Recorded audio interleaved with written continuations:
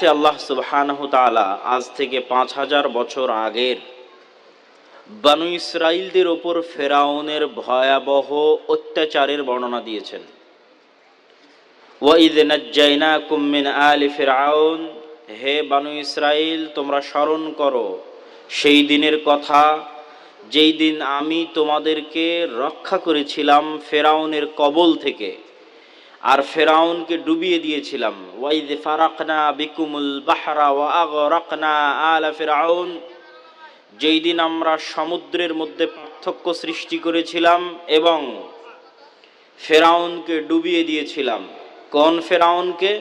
ইয়াসুমুনাকুম সুআল আযাব, যেই ফেরাউন তোমাদেরকে কঠোর ও কঠিন শাস্তি দিত। ইউযাব্বিহুনা আবনাকুম, যেই ফেরাউন তোমাদের ছেলে সন্তানদের তোমাদের চোখের সামনে জবাই করত।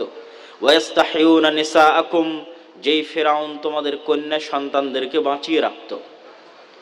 আজকে মুসলমানদের অবস্থা এই আয়াতের চাইতে ভয়াবহ।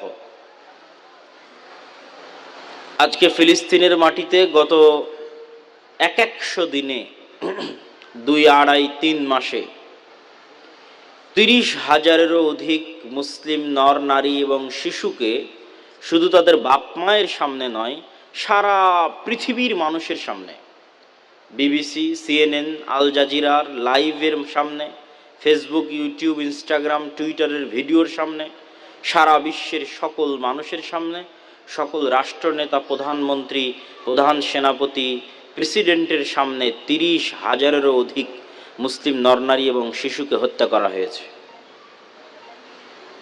তাহলে এই আয়াতের সাথে যদি আজকে মুসলমানদের অবস্থা মিলানো যায়, তাহলে আমরা যেই পয়েন্ট দাঁড় করাবো সেই পয়েন্টটি হচ্ছে আজকের যুগের মুসলমানেরা ওই ৫,০০০ বছর আগের বনু ইসরাইলদের মতো।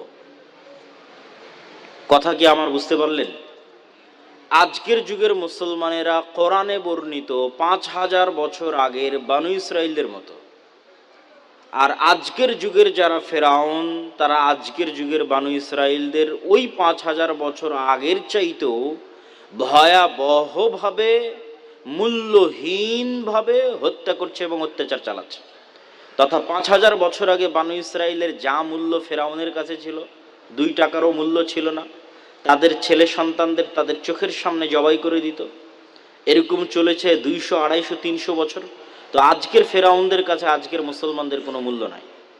আপনি একজন আমেরিকান নাগরিকের নিহত হওয়ার সংবাদ শুনেন, একজন ইংল্যান্ডের নাগরিকের নিহত হওয়ার সংবাদ শুনেন,